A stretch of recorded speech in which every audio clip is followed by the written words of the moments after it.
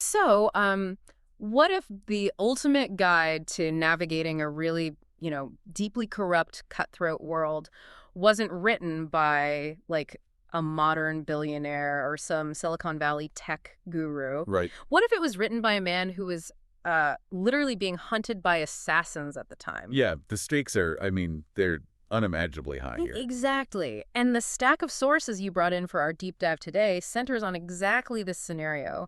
And honestly, the sheer human drama behind it is just staggering. It really is. It reads like a thriller. It does. So, okay, let's paint the picture for you listening. It's the sweltering summer of 44 BC. Rome is completely paralyzed. I mean, the unthinkable has just occurred. Right. Julius Caesar. Yeah, Julius Caesar, the dictator for life, the guy who basically bent the entire known world to his will, has just been assassinated right on the floor of the Senate. Which you'd think would fix things for the Republic, but But it doesn't. The men who killed him, like Brutus and Cassius and that whole crew, they completely botched the aftermath. They haven't seized control at all. no, they completely panicked. Right. They flee the city in an absolute panic, and they leave behind this massive, terrifying power vacuum. And stepping right into that void is Mark Antony. And you really have to understand how Antony was perceived at that exact moment to grasp the stakes of what we're talking about today. Yeah, because they totally underestimated him, right? Completely. A lot of the Roman elite looked at Mark Antony and just saw, a gambler, a heavy drinker, a guy who spent all his time at these wild parties. Like a frat boy, almost. Exactly, like a dangerous frat boy. Hmm. But beneath that exterior, Antony is playing this game of ruthless, terrifying precision. He is systematically gathering up all of Caesar's absolute dictatorial power for himself. Just scooping it all up. Yeah. He's weaponizing the mob, he's intimidating the politicians, and he is effectively locking down the state. I mean, the Senate is completely cowed. The most powerful men in Rome are just trying to keep their heads down and, hope they survive the purge. Right. It's a moment of pure, raw societal self-preservation. Everyone is retreating into the shadows. But then, and this is where our sources get incredible, one man decides to step out into the light. Yep. An elderly statesman who, frankly, has absolutely nothing left to prove. He's already achieved the highest offices. He's made his fortune. His legacy is totally secure. He could have just retired. He really could have. He could so easily just retreat to one of his luxury villas on the coast, read some philosophy books, and live out a quiet retirement while the Republic burns. But he hasn't. No, he does the exact opposite. He steps right into the crosshairs. He publicly defends the Free Roman Republic against Antony. And he knows, without a shadow of a doubt, that doing this is going to make him public enemy number one. He knows it will almost certainly cost him his life. And the man you're describing, of course, is Marcus Tullius Cicero. Cicero, yeah. Right. He was a former consul, which, for those who don't know, was essentially the presidency of the Republic before Caesar came along and broke the system. And he was arguably the most brilliant attorney and philosopher Rome ever produced. A total heavyweight. Exactly. He had already saved the Republic once before from a catastrophic civil war decades earlier. Yeah. But now, as an older man, he's watching the final death throes of his country. So he begins delivering this series of blistering, incredibly dangerous public speeches against Mark Antony. The Philippics, right? Right, the Philippics. And he isn't just criticizing Antony's tax policies or whatever. He is publicly dismantling Antony's character, his morals, his dictatorial ambitions. I think it's basically political suicide. Oh, 100%. It is absolute political suicide. And while he's fighting this unwinnable battle, knowing he has a massive target on his back and that Antony's hitmen are probably already looking for him, Cicero does something really extraordinary. This is the part that got me. Yeah, he goes into a brief hidden retirement. But not to flee. He goes into hiding to write. He produces this text called the Officiis, which translates to on moral duties. And looking at the sources you provided, this is the part that just instantly hooked me, because he doesn't write this as a political manifesto to the Senate. It's not a public defense of his legacy. Ergal. He frames this entire profoundly deep philosophical text as a private letter to his son. Yeah. It is this desperately urgent father-son dialogue about the most critical, foundation-shattering choices a person can make in their life. And his son, who is also named Marcus, is living over in Athens. He's essentially a university student. Free wealthy university student. Right. And young Marcus is absolutely squandering his immense privilege. He's partying, he's drinking heavily, and he is just blowing through a truly massive living allowance that his dad is providing. I think the sources equated it to like 80 or 100 grand a year today. Yeah, it's the eternal classic dynamic of the highly successful, maybe overly indulgent parent, and the wayward kid who is just crumbling under the weight of expectations. Totally. Cicero had clawed his way to the top of Roman society through sheer brilliance and unrelenting work ethic. He wasn't born into the highest nobility. He had to hustle. He built it all himself. Right? He made his fortune, and then he gave his son literally everything he never had. But he never really disciplined the boy. Now, though, the illusions are gone. Cicero is facing his own imminent murder and the permanent death of the republic he loved. The fluff is gone. Exactly. He strips away all the indulgence, all the polite fictions. He realizes that a massive bank account and a famous last name will not save his son's soul. So he wants to leave him with this rigid, unbreakable framework for how to live a truly good life in a world that consistently rewards evil. Which brings us to the core mission of our deep dive today. This letter is basically Cicero grabbing his son by the shoulders and guiding him through what is arguably the ultimate human conflict, right? Yeah, the clash between self and society. Exactly. The brutal, everyday clash between our own personal self-interest and our public duty to the people around us. Because how do you survive when doing the right thing means you lose and doing the wrong thing means you win? And to even begin answering that for his son, Cicero has to establish a baseline. So he grounds this entire letter in a concept that might seem a little foreign to a deeply cynical modern mindset, but it was absolute reality for him. Mm-hmm. And that is natural law. Right, natural law. I found the sources really fascinating on this, but it's a heavy concept. You read natural law, and it sounds like a boring legal textbook. Yeah, it sounds very academic. But for Cicero, this isn't just a set of rules some politicians voted on, right? It's much, much bigger than that. Far bigger. So natural law is this profound philosophical conviction that the universe itself is not just a realm of random, chaotic chance. It is fundamentally a place of reason. Okay. Think of it like gravity. Gravity exists whether you believe in it or not. Right, you can't just opt out of gravity. Exactly. If you step off a cliff, you fall, regardless of your personal opinions on physics. And Cicero argues that morality functions the exact same way. There are absolute moral values woven into the very fabric of human existence. Goodness, truth, justice. These aren't just like polite suggestions invented by society to keep people in line. They aren't social constructs. Right. They are permanent universal truths. And they remain completely true even if the entire world or an emperor with a massive army like Julius Caesar violently denies them. So even if the dictator passes a law saying that stealing is perfectly legal, stealing remains fundamentally wrong in the architecture of the universe. Exactly. The truth remains the truth, even if you are literally the only one speaking it. That is a terrifying standard to hold yourself to. It is terrifying, yeah. But it's also deeply empowering because if morality is a universal law, then no tyrant can actually alter it. But before Cicero can teach his son the specific mechanics of living well, he has to use this concept of natural law to shatter a really deeply ingrained illusion. What illusion? An illusion young Marcus almost certainly held, and one that pretty much every person navigating modern society wrestles with daily.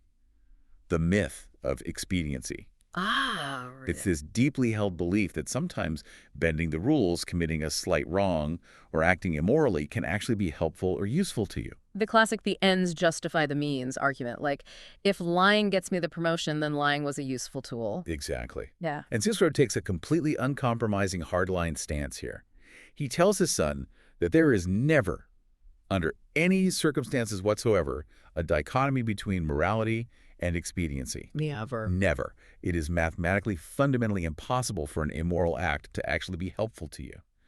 He is explicitly attacking the mindset of men like Julius Caesar here. Because Caesar thought he was doing the right thing, right? Well, Caesar convinced himself and tried to convince Rome that crossing the Rubicon, starting a civil war, destroying the Constitution, that these were necessary expedient acts to save the country or achieve some grand vision of stability. But Caesar confused raw power with true success.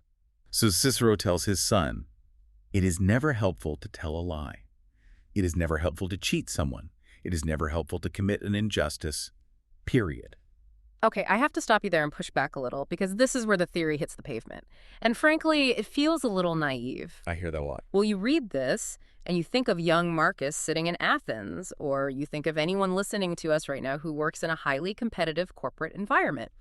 It feels like bad people win every single day. Here. I mean, the executive who blatantly steals credit for their junior team member's idea, they get the promotion and the massive bonus, The corporation that knowingly hides a safety flaw in their product makes a killing in the stock market before they ever get caught. It seems incredibly naive for an old philosopher sitting in his villa to say an immoral act is never useful. Right. It seems highly useful, provided you are smart enough not to get caught. And that's a very common read. And honestly, it is exactly the cynicism Cicero anticipated from his son. But it's not naive. It's actually a much deeper, more surgical understanding of human nature. How so? If we look at the mechanics of Cicero's argument, he counters this cynicism with the concept of the unity of the self. You cannot amputate your private character from your public life. They are the exact same organism. Okay, so you can't compartmentalize it. Exactly. Right. Sure, a shortcut, a lie, or betrayal might gain you an immediate surge of wealth, a rapid promotion, or vast political power. You might get the corner office. But what is the actual cost? It fundamentally corrupts your internal character. The psychological fracture happens internally first, and then it radiates outward. So the argument is basically that the damage to your soul outweighs the bonus check. It's even more practical than just damage to your soul, though. If you cheat to gain power, the power you hold is now being wielded by a cheat. Your entire foundation is rotten. And because Cicero believes that the absolute highest calling in human life is public duty, serving your fellow citizens and upholding the community, you cannot possibly serve them if your foundation is corrupt. You will inevitably infect the systems you touch. Wow, okay. A society built by individuals who believe that private immorality is perfectly acceptable as long as it gets results will inevitably collapse into tyranny. The tyrant isn't some weird anomaly. The tyrant is just the logical conclusion of a society that decides expediency is more important than justice. That reframes it entirely. You can't be a private snake and a public saint. The venom is in the bite either way. If you build your career on a foundation of cutting throats, you live in a world of cutthroats, and eventually yours is the one that gets cut. Precisely.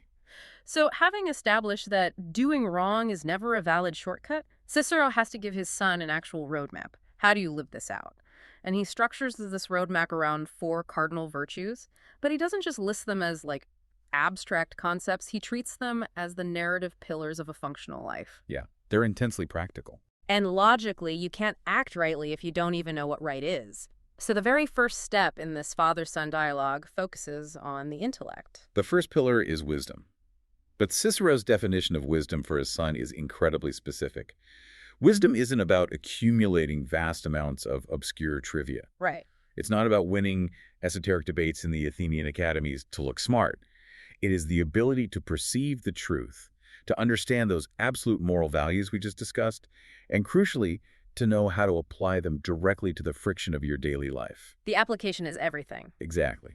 He acknowledges that young Marcus needs to gather facts, he needs to study. But he issues a very stern, very pointed warning about the dangers of the academic life itself. Yeah, he warns him not to become a pedant, which is a pretty devastating critique to aim at a kid is supposedly over in Greece studying philosophy full-time. Yeah, it's a direct hit. Cicero tells him not to waste his life obsessing over insignificant abstract things. The example from the text is fascinating. He talks about astronomy. He essentially asks his son, why would you spend your entire life charting the exact microscopic movements of the distant stars if you haven't even bothered to examine the moral state of your own mind? It's a brilliant critique. Cicero is essentially attacking the ivory tower mentality centuries before modern universities even existed.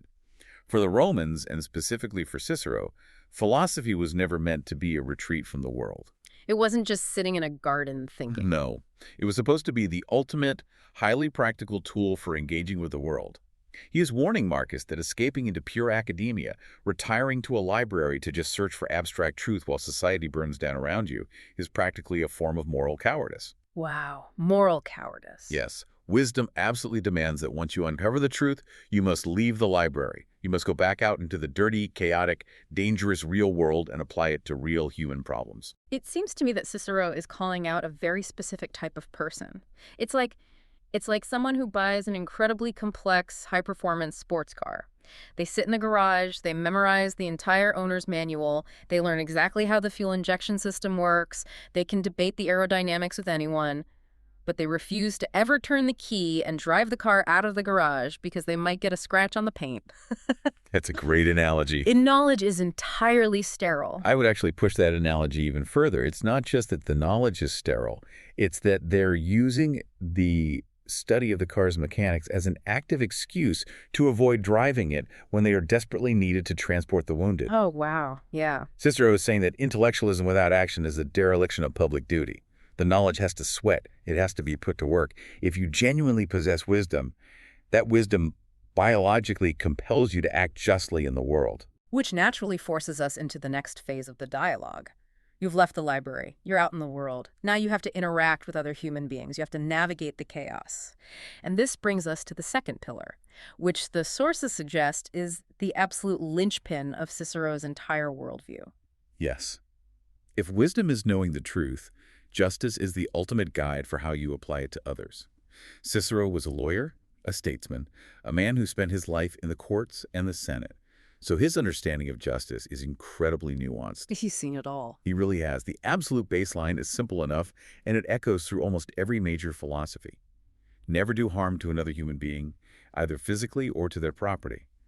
But where Cicero gets deeply uncomfortable, and where his letter cuts right to the bone of our modern lives, is when he categorizes injustice. He splits it into two distinct types, active and passive. Right. And active injustice is the easy one. We all know it when we see it. It's the tyrant ordering an execution. It's the thief mugging you in an alley. It's the CEO knowingly committing massive financial fraud. We universally condemn active injustice. But Cicero is far more worried about the rot of passive injustice. Because passive injustice is the enabler of all tyranny. Passive injustice is when you stand by and allow someone else to be wronged, when you have the actual power and opportunity to stop it, but you just choose not to. The sources gave a brilliant, highly relatable modernization of this concept. Oh, the whistleblower example. Yeah, the whistleblower example. So imagine you work at a massive corporation. One of your colleagues discovers that the company has been secretly dumping toxic chemicals and polluting the local water supply. So the colleague, the whistleblower, goes to the press. The corporation immediately retaliates. They fabricate evidence and fire the whistleblower on completely trumped-up charges of embezzlement, destroying their career and their reputation. Now, you are sitting in your cubicle.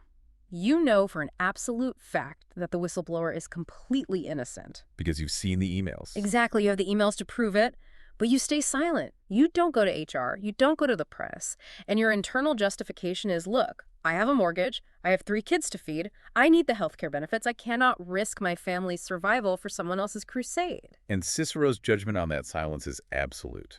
By staying silent, you are not neutral. You are an active participant in the destruction of that innocent person. You are committing a massive injustice. Just by doing nothing. Just by doing nothing. He argues that it is morally identical to actively fabricating the evidence yourself. Yeah. Even if your excuse is just, I'm too busy, I have too many of my own preoccupations to get involved, that apathy is passive injustice. I really have to challenge this because this goes against our most deeply wired biological programming. Self-preservation, the protection of our offspring, is our most primal instinct. If speaking up against a corrupt executive means I am instantly fired, blacklisted from my industry, and my children suffer, isn't my very first, most sacred duty to protect my kids? Cicero is sitting in a mansion asking regular people to martyr themselves. It is a phenomenal demand he is making. He does not sugarcoat the immense personal cost of justice. But let's look at the systemic consequences he's pointing to. If you prioritize your immediate, localized self-interest, even the legitimate comfort and safety of your own family, over standing up for an innocent person being crushed by the powerful, what do you become? You survive. You survive, but you become a hypocrite. A hypocrite is someone who claims to love justice, who desperately wants their children to grow up in a safe, just society, but who actively practices cowardice by allowing injustice to flourish. For Cicero, this hypocrisy is the ultimate societal poison. Think about it. If good people only ever do the right thing when it is safe, highly profitable, and carries zero risk, then justice doesn't actually exist. It's just an illusion of convenience. And a society built on convenience will always fall to the man who is willing to be ruthless. That is a staggering realization. If you only play by the rules when you're winning, you don't actually believe in the rules. Exactly. Cicero is systematically stripping away every single comforting excuse we tell ourselves when we look the other way. But his vision of justice isn't just about throwing yourself in front of a corporate tank. It also governs the practical, everyday management of our resources. We have to talk about generosity, because you'd think a philosopher would demand that we give away everything we own. But his take is surprisingly pragmatic. It is. Cicero was a Roman patrician. He understood the mechanics of wealth. Generosity, giving financial support, donating to the community, is a core component of justice for him. But he insists that generosity must be fiercely rational. Rational generosity. Right. It must be governed by reason, not just emotion. He explicitly tells young Marcus, never give more than you are actually capable of giving. Do not bankroll your own estate to play the hero. So no grand, empty gestures. Right. He warns against the kind of performative generosity where someone ruins themselves financially to make a massive donation to a university or a public building project just to buy popularity or secure a legacy. That isn't justice. That's vanity. You don't set yourself on fire to keep someone else warm. He advises a concentric circle of giving, right? You secure your family first, then your friends, then your local community, and finally the state. It's a very grounded, sustainable approach to charity. But then we hit the absolute bedrock of Roman justice, the concept that literally held their entire civilization together. Fides, keeping your word. Fides is the Latin root of words like fidelity and confidence. The Romans believed that their entire empire, their economy, their military, rested on this single pillar of trust. You do exactly what you say you're going to do. If you make a promise, it is a sacred bond. Well, normally. However, Cicero is too experienced a lawyer to leave it at that. He tells his son that even with something as sacred as fides, there are practical, vital exceptions. Yeah. Sometimes keeping a promise is actually an act of gross injustice. Right. And he uses mythology to explain this to Marcus, and the examples are perfectly chosen. He talks about a father who promises his son a brand new chariot, but as the boy grows up, it becomes clear that he is a reckless, out-of-control drunkard. A terrible driver. Exactly. If the father blindly keeps his word and hands over the chariot, he isn't being honorable. He is essentially handing his son a weapon that will kill him. And Cicero connects this to the Greek myth of Apollo and his son Phaethon. Ah, yes. Apollo swore an unbreakable oath to give his son whatever he desired. Phaethon asked to drive the sun chariot across the sky. Apollo knew it was a terrible idea, but he kept his promise.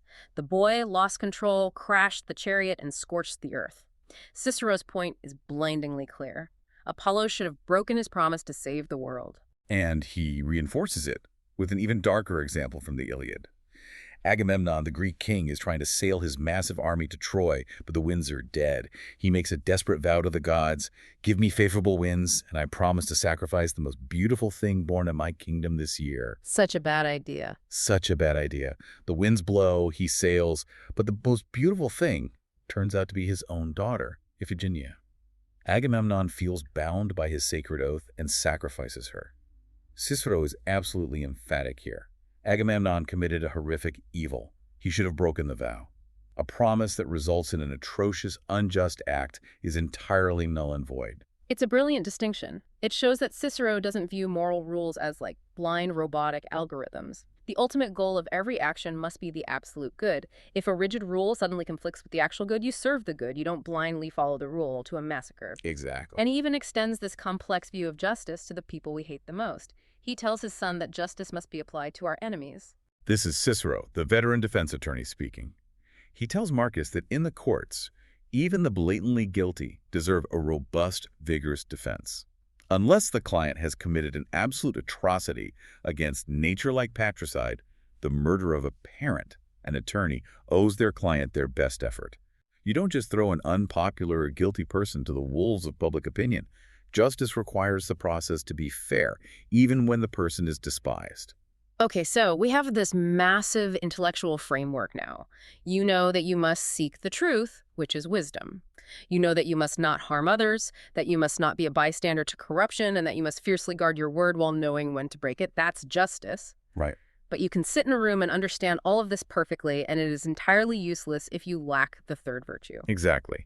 Because knowing what is right and actually doing what is right when the pressure is on are two completely different universes of human experience.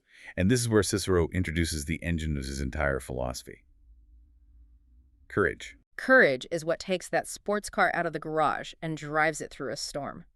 It is the absolute, unflinching willingness to step into the firing line for what is right, regardless of the personal cost, the physical danger, or the sheer unpopularity of the stance. Yes. But Cicero doesn't just praise blind bravery, right? He puts a massive flashing warning sign right next to it. He has to, because courage without a moral compass is terrifying. He tells his son that courage must be inextricably linked to wisdom and justice.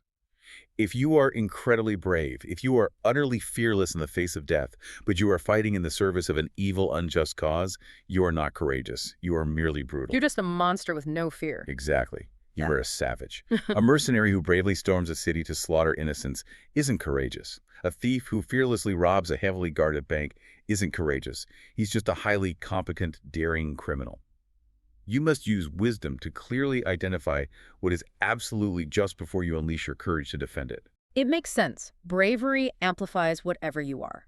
If you are evil, bravery makes you a monster. Now, Cicero isn't just preaching abstract theory to his kid here. He points directly to his own resume to prove that he lives this. He reminds Marcus of the defining moment of his career, the Catiline conspiracy. And we have to pause and realize the immense pressure of that historical moment. Catiline was this rogue, highly charismatic Roman politician who had gathered a massive army of disgruntled veterans and debt-ridden aristocrats. Bad news. Very bad news. His plan was to violently overthrow the Roman constitution, murder the Senate, and burn the city to cancel all debts. Cicero was consul at the time. He was the man in charge, and the pressure on him to compromise, to flee, or to negotiate with terrorists was immense. But he didn't blink. He stood up in the Senate, with Catiline sitting right there in the room, and delivered a speech so devastating that Catiline fled the city. It was a legendary moment. And then he took the ultimate agonizing step of ordering the executions of the ringleaders without a full trial, because he believed the state was hours away from total annihilation. It was a massive gamble, and it cost him dearly. He was later exiled from Rome, lost his property, and was publicly disgraced for a time because of those executions.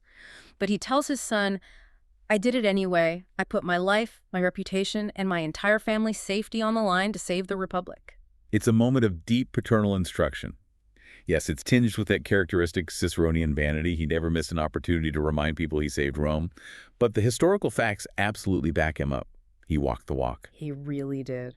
However, when he wants to give his son the ultimate pure distillation of what true courage looks like, he doesn't actually use his own story.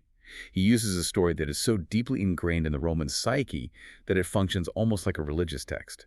It's the story of Marcus Tullius Regulus. Oh, man. Cicero weaponizes this legend to prove to his soft, wealthy son what ultimate moral duty actually requires. This story is just staggering. It completely broke my modern conception of what heroism looks like. So, Regulus is a renowned Roman general and consul.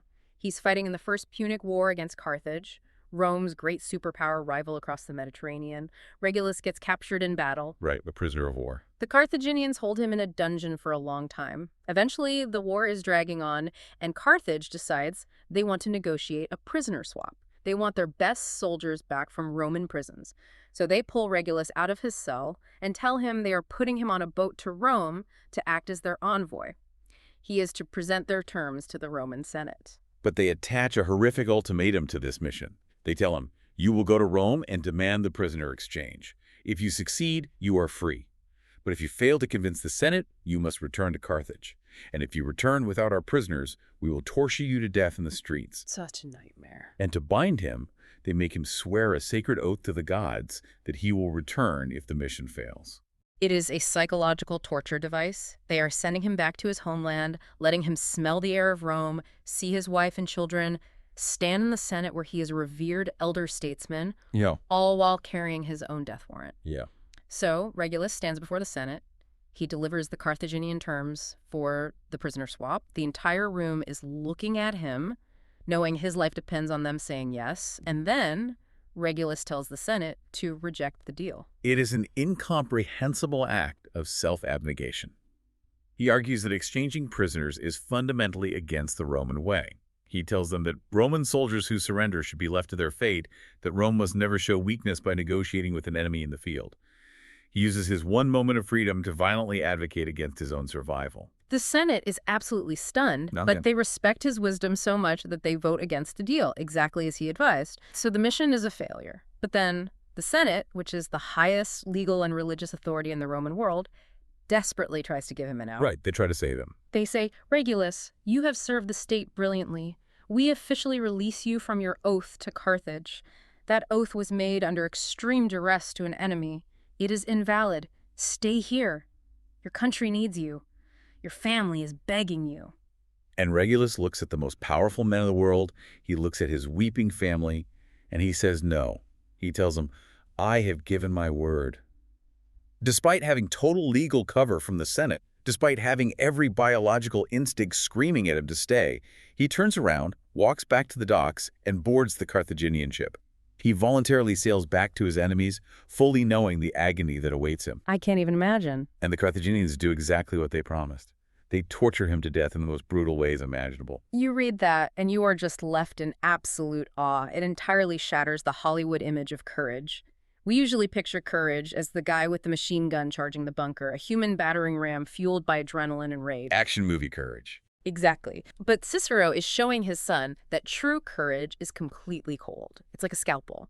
It is a precise, purposeful, almost chilling bravery anchored entirely in the intellectual commitment to keeping your word and upholding justice, even when you have a perfectly valid excuse to run away. That is the stern old Roman way that Cicero feels is slipping away. He is using Regulus to prove to Marcus that public duty, personal honor, and the absolute integrity of your word vastly, infinitely outweigh personal comfort or even biological survival. Yeah. Because Regulus understood something profound. If his word meant nothing, then Rome meant nothing. Wow. He chose to die in agony rather than allow a single crack to form in the foundation of Roman moral structure, which was trust. If Regulus stays in Rome, he lives, but the concept of fides is fatally wounded. By dying, he makes Rome invincible. Okay, let's bring this down from the stratosphere, because, quite frankly, the Regulus standard is exhausting. It is terrifying. If we are trying to apply this to our own lives, assuming we aren't facing death squads in Carthage or trying to thwart a coup in the Senate, how do you possibly balance this intense, rigid morality in everyday life? It feels like you'd just be paralyzed by the weight of every single decision. And that paralyzing weight is exactly why Cicero introduces the fourth and final virtue, Pillar 4, moderation. If courage is the engine, moderation is the steering wheel and the brakes. Oh, I like that. Moderation is the ultimate filter that ensures you don't push any virtue so far that it warps into a vice. It is the practical, daily calibration tool for choosing a life path and navigating the endless friction of human interaction. It's the virtue of not being a zealot. And Cicero applies this moderation immediately to the biggest, most stressful choice his university-aged son is facing his career. He tells Marcus essentially, do not pick a profession on a whim, and above all, do not choose a path just because of the momentum of our family name. He is warning against the trap of inheritance. He's saying, just because I am a famous lawyer and the savior of the republic does not mean you have to be a lawyer and a politician. Which is a remarkably modern piece of parenting. He is demanding that his son practice radical self-awareness, which is the absolute core of moderation. He tells Marcus to honestly assess his own natural capabilities. Do you actually have the temperament for the viciousness of the Roman courts? Do you have the drive for politics? If you don't, forcing yourself into that mold will only lead to disaster and a failure of duty. But if Marcus does decide to enter public service, which, let's be honest, Cicero clearly still believes is the highest possible calling for a Roman moderation, demands that he do it with entirely pure motives.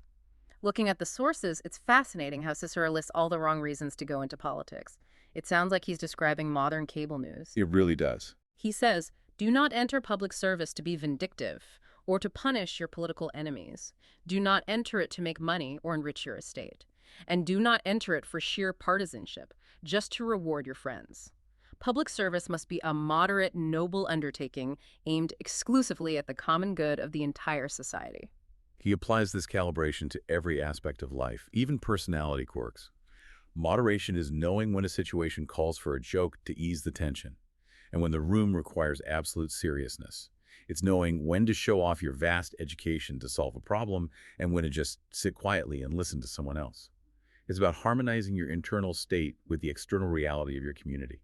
But where moderation and justice really collide in this text, and where I think Cicero gives us some of the most mind-bending, aggressively practical examples of the whole letter, is in the realm of commerce and everyday business. Yes, Cicero leaves the high philosophy behind and gives his son these extreme, hypothetical, yet entirely realistic business scenarios. He uses them as stress tests. He wants to see if Marcus can truly prioritize public duty over his own immediate financial interest when no one is watching. When there's money on the line. Exactly. He wants to definitively prove his first premise, that an immoral act in business is never, ever expedient. Let's walk through these because they are fantastic thought experiments. Example 1, the house. Imagine you are selling a piece of real estate. You know for an absolute fact that the house is structurally compromised. It is heavily infested with termites and rats. To use a modern equivalent from the sources, let's say you know the property sits right on top of a leaking nuclear waste dump. Right, it's a disaster. It is toxic.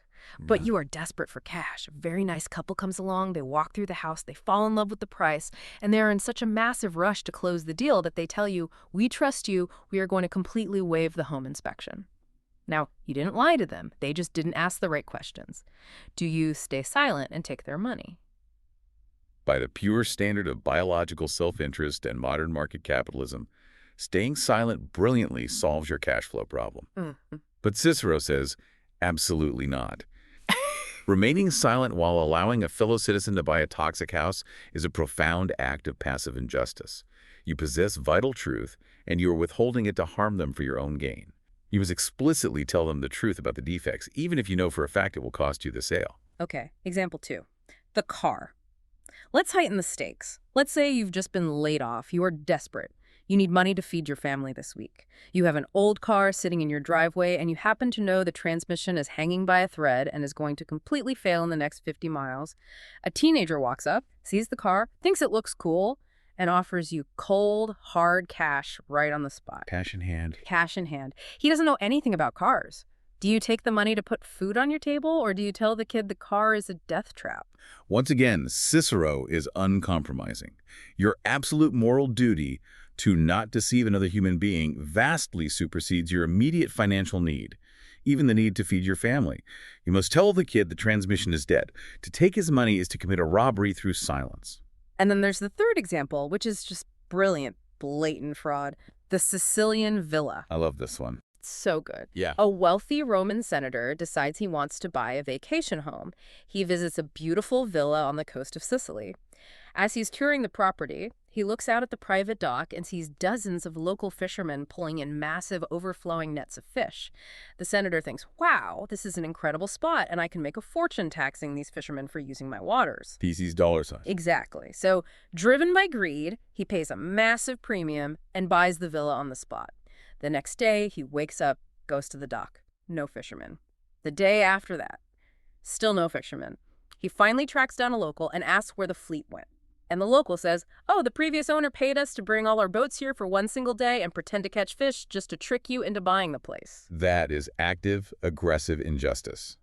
The seller essentially salted the mine. Now, what's crucial here is how Cicero categorizes these acts. The first two examples, the house or the car, involve merely withholding the truth. The third involves actively manufacturing a lie. But Cicero looks at his son and says they are morally identical. Really? Identical? They are equally wrong. Withholding the truth to gain an advantage is a lie of omission that corrupts the soul just as deeply as a forged document. Look, I have to be honest here. I think if you presented these 3 scenarios to a room full of modern business executives, or frankly just regular people trying to survive today, they would laugh Cicero out of the room. Oh, without a doubt. In today's world, the overriding philosophy is caveat emptor, buyer beware. It's the cornerstone of our commerce.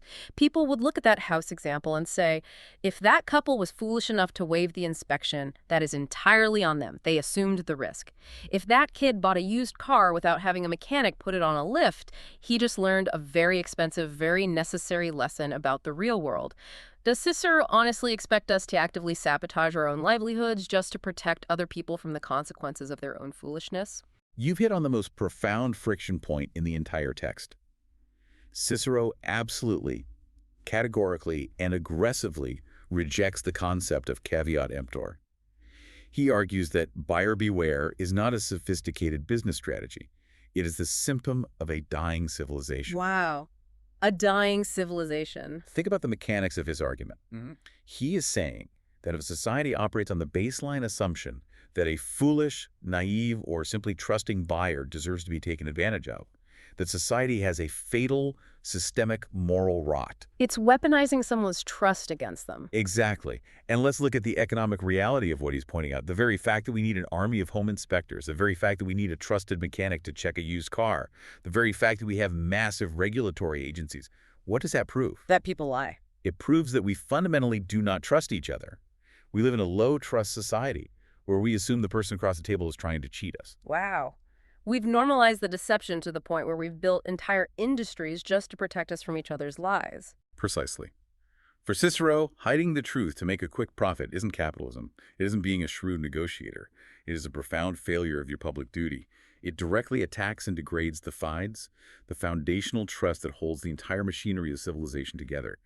If we accept buyer beware as our moral baseline, we're accepting a regression into a state of nature where everyone is either a predator or prey, where every transaction is a battle. Cicero is trying to tell his son how to build a society of citizens, not a forest full of wolves. That is just incredibly heavy. He's saying that relying on the other guy's ignorance to get rich is moral cowardice. You are literally tearing down the invisible fabric of your own society for a few extra dollars.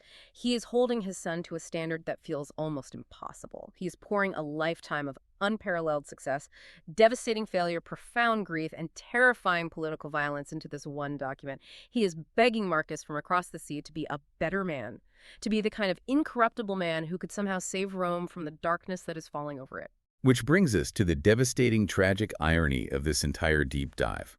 We have to look at the historical aftermath. Yeah, we can't end this without talking about what actually happened, Yeah. because history recorded the ending. Cicero finishes writing De Officiis. He sends it off to Athens. The text almost immediately begins its journey to becoming one of the most revered books in Western history. Hundreds of years later, thinkers like Voltaire and Frederick the Great would call it the single greatest book on ethics ever produced. It shaped the Renaissance. It shaped the Enlightenment. It changed the... It did. But the author didn't live to see any of that. Shortly after sending the letter, Mark Antony's power consolidates. Antony forms the Second Triumvirate, and he puts Cicero at the very top of the proscription list. The death squads are sent out. Cicero's assassins catch up with him as he's traveling in a litter near the coast. He doesn't run, he doesn't beg. He leans his head out of the litter, looks his killer in the eye, and tells him to make sure he strikes properly. He dies exactly as he lived in this letter, with absolute cold, Regulus-level courage. But what about the son? What happened to Marcus, the recipient of all this ultimate wisdom? That is the tragedy. Marcus didn't listen.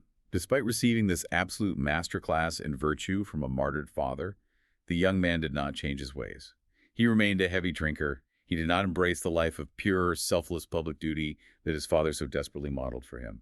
And in the ultimate sickening twist of historical irony, Marcus eventually entered politics and sold his services to Octavian, the man who would soon declare himself the Emperor Augustus. It's just so dark. It is. Now, Octavian was the very man who had formed the political alliance with Mark Antony that directly resulted in Cicero's execution. Young Marcus lent his name, his father's incredibly respected Republican name, to the new imperial regime.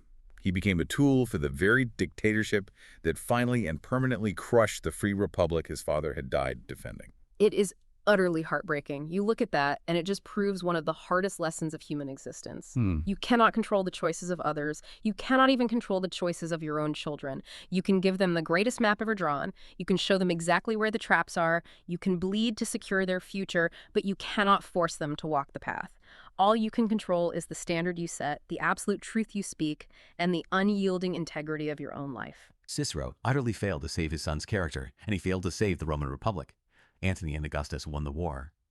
But the ideas Cicero wrote down in those final terrifying months of his life, they survived. They transcended his brutal death, they transcended his son's profound failure, and they transcended the eventual fall of the Roman Empire itself. They echo down to us today because they address the fundamental, unsolvable problem of what it actually means to be a human being, trying to live decently in a society with other flawed human beings. And looking at the sources, that leaves us with a deeply unsettling, lingering thought for you to carry into your day. Cicero argued that a society that relies on the excuse of buyer beware is a society that is already morally broken. He believed that the very need for inspectors, guarantors, and complex laws proves that we have fundamentally lost the virtue of simply keeping our word. Look around at our modern world today. Look at the massive, unreadable 70-page legal terms of service that we all blindly click agree on every time we download an app. Look at the endless contracts, the microscopic fine print designed to trap us, the literal armies of corporate lawyers whose entire job is to find loopholes in promises. If Cicero is right, what does our absolute obsession with legal protections say about the actual state of our modern morality? Are we substituting true justice and true human trust with just an endless, suffocating mountain of paperwork? Think about the health of our feet the next time you sign your name on the dotted line.